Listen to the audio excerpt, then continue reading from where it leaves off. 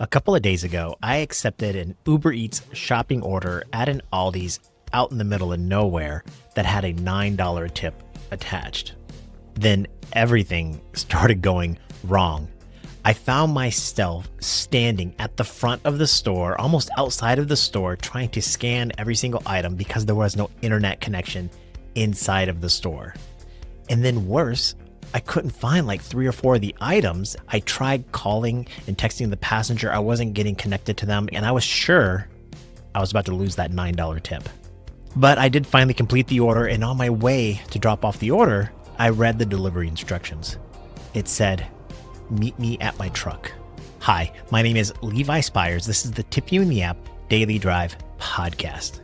Still here, still searching.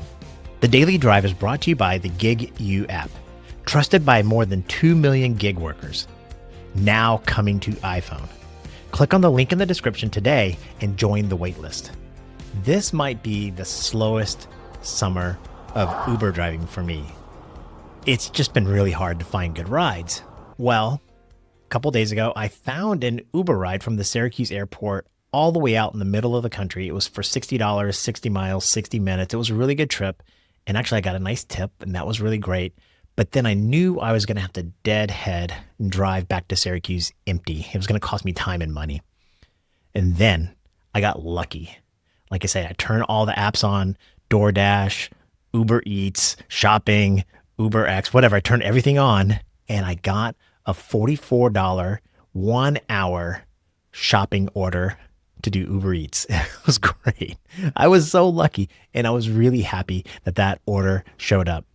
It wasn't going to get me all the way back to Syracuse, but it basically covered most of the mileage, and that was great. Yet it had a $9 tip attached, and I needed to protect that tip to get all of the $44. And that's why the shopping order was extremely frustrating. I really don't do a lot of shopping orders, and I really dislike shopping in any aspect of my life, from almost anything. Aldi's is a real challenge for me. Now, my wife, she's like, oh, it's easy. Go in and get whatever. But I don't think she understands when you have a specific list of things that you need to get, and the way Aldi's organizes their shelves, it's really confusing for a guy that doesn't shop very often for grocery stores, much less in Aldi's, where they don't tell you where everything is. So I was struggling, and then the internet connection wasn't working. So I might find the item, and I wasn't sure, but I couldn't scan it. So I'd have to walk all the way to the front of the store, almost outside of the store.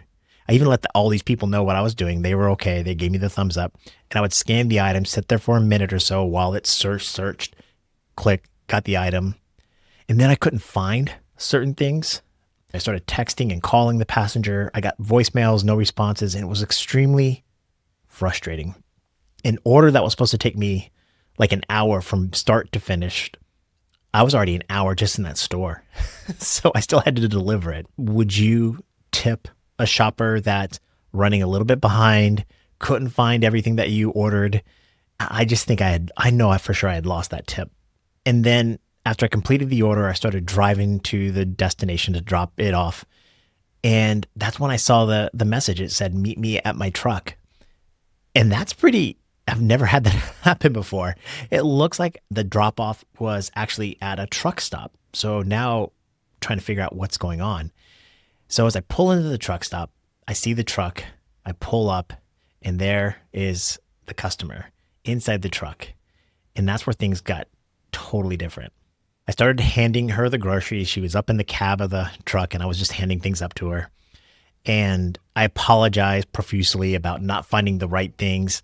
And like 3 or 4 items, she was totally fine with it. Very nice. We just sat there and chatted for about 5 minutes. We talked about her mandatory break times. You know, she can only drive for so many hours, then she has to rest for so many hours.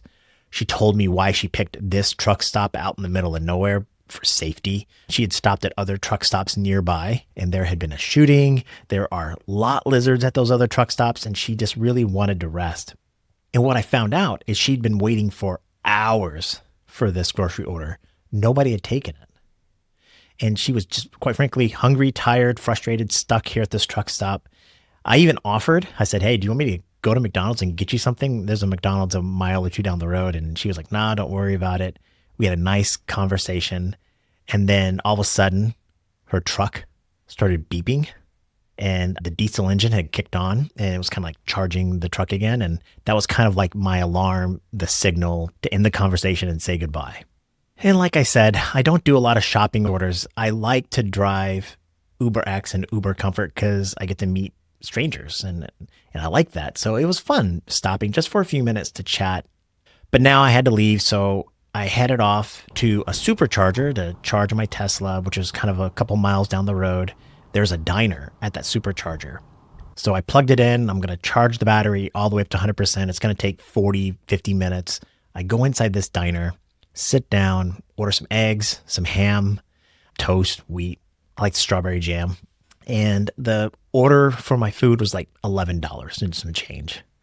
I reach in my wallet and I hand the lady a 20 and I just said, keep the change, because I love tipping. Tipping's a big thing for me now. So I handed her the 20, keep the change. She smiles, said thank you. And I start to walk out of the diner. And that's when the hour delay, if you've done Uber Eats, there's like an hour delay before the tip shows up. The tip wasn't $9. It was $37. The trucker, the woman, had tipped me $37. And I was just taken aback. $37 is a lot of money, a huge tip. So I thought I was going to earn 40 something odd dollars, and I ended up earning 70 something dollars, more than the original fare of the trip that took me all the way out in the country. And here I am, just blown away, taken aback. I know you think, maybe you don't think, maybe the idea is like, I worked hard for a tip, and I did, and it was all about the tip. I don't think so at all. I mean, the tip is great and it's amazing, but it was a signal of the gesture that meant so much to me. I didn't stay and talk with the lady in the hopes to earn the tip or even keep the $9 tip. I drove away thinking I had lost it, and I was okay with that because I didn't do the job that I was hired to do, find all 20 some odd items that she'd asked for, and I was late. But I think just being kind, connecting with a fellow human just for a few short minutes mattered a lot to her. And again, I don't know much about it, but my assumption is she was there at this remote truck stop by herself for hours and hours on end. It was nice just to have someone to chat with for a few minutes. Now, there's this sociologist named Ray Ollenberg, and he talks about the third space. The third place maybe is another way to say it. But the first being your home, the second being like your work, if you work in an office or a shop or something like that. The third place is like your community, your friend group. I think there's a fourth space, and I've talked about this a bunch. That fourth space is where strangers connect. And it's not like connecting online, some sort of digital way where we can be anonymous or use, fake names or anything, but face-to-face strangers meeting. And not even in a place where it's public, but almost private. It's rare. It doesn't happen very often. That's what I think being an Uber driver is all about. That fourth space where strangers don't have to become best friends, don't have to get to know each other's life stories, but humans are creatures of community and connection. We're not solo all the time. And it's great to just meet other people and hear their story and connect with them briefly. That's what Uber driving is all about to me. This is why I Uber drive. Now to your comments. Ron, member of the channel, says, I never expect a tip. I do the best I can, and I treat everyone equally. If I do get a tip, I'm very thankful for it. Thanks for the video, Levi. Ron, thank you again for joining Thrive. It means so much to me, and I really do appreciate it. I think that word, expect, is something that I want to address. I don't expect a tip unless it is promised and I've earned it. A good example would be like the trip we just talked about. It was a $30-something order with a $9 tip attached. So I expect, assuming if I earn it, I complete the order in the time that was required and I deliver all the goods, the customer's happy, I expect $9. That's the expectations. But most of the time, like I say, I drive people, and I don't know if any of my passengers are going to tip me. So I, like you, Ron, I have zero expectations that I will get a tip, but I want to earn a tip on every single trip. And I think sometimes when I talk about tipping, people say, well, Levi, you expect tips. And I don't. Unless the passenger says, I want to tip you, I'm going to tip you in the app. And that's why my handle is what it is here on this app. Unless somebody tells me I'm going to get a tip, I don't think I'm going to get a tip. But I'm trying to earn one, and I'm trying to understand why I may or may not get a tip. I don't think of tips, and I don't want tips to be just random luck. So, there's the obvious things: clean car, smelling appropriate, not too much perfume, not too much stink in your car or whatever, driving safely, promptly, being a really good customer service person, loading bags, unloading bags, making sure that everything in the car meets that person's standards.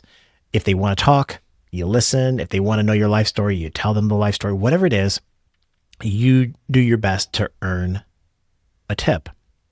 And there are things, a checklist that I can go through in my mind that make me think there's a higher propensity for me to earn a tip on this ride.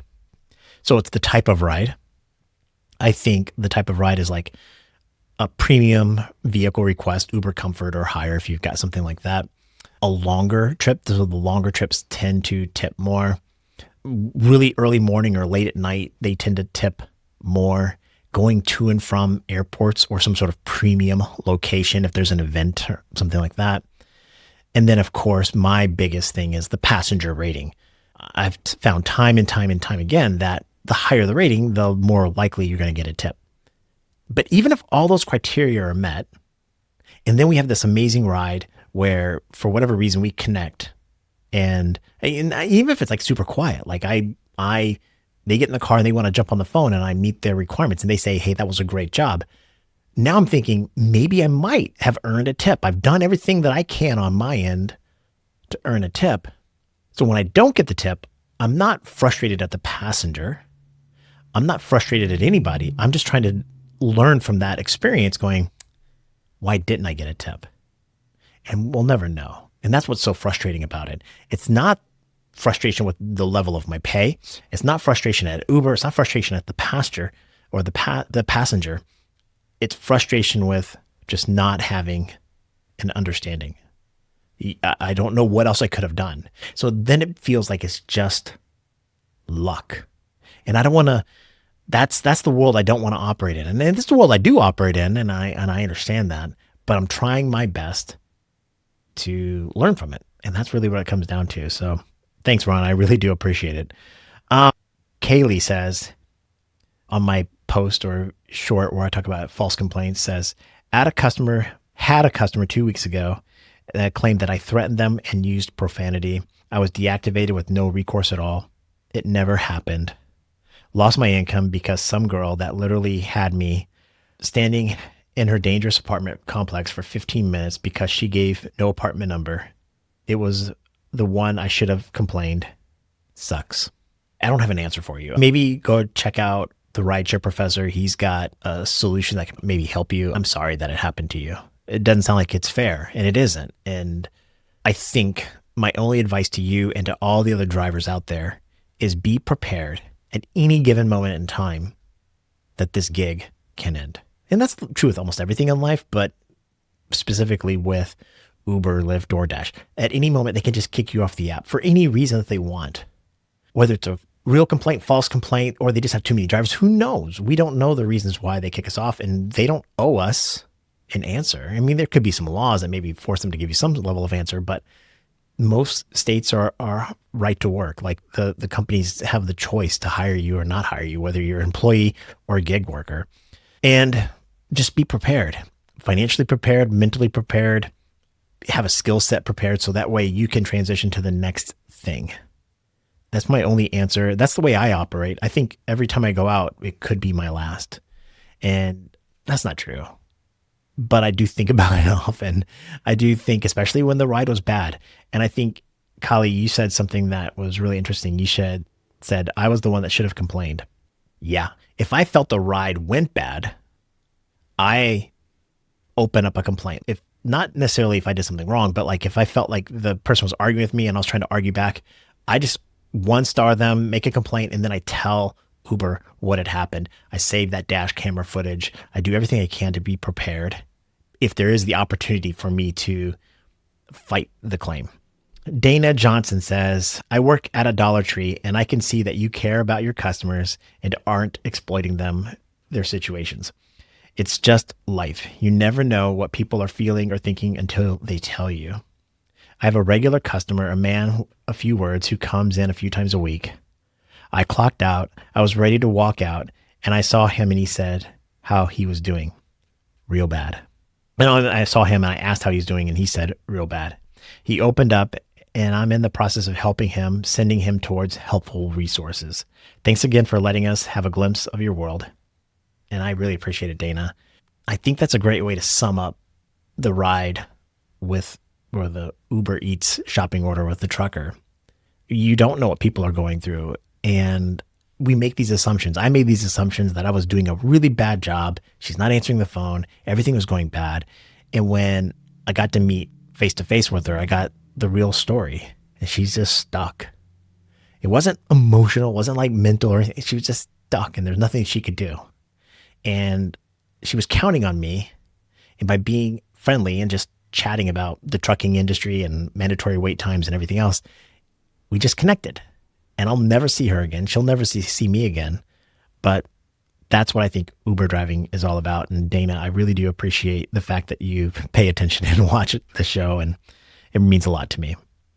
Hey, thank you to the sponsors, Gig You and Red Tiger. Subscribe to Upfront Tip. The more emails that I can collect, the better off I will be when I try to publish this book. And I'd really appreciate your help.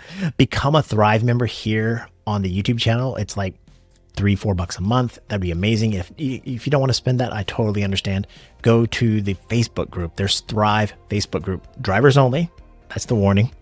Or you can connect with me anywhere. I'm on Facebook, X, TikTok, you name it. I like to produce content and I love to talk about a lot of other things to include golf or anything else. Love to connect with you. Hey drivers, I want you to be safe, healthy, and happy. I want you to make as much money as possible, but I definitely want you to enjoy the ride. My name is Levi Spires. I'm cheering for you. Still here. Bye.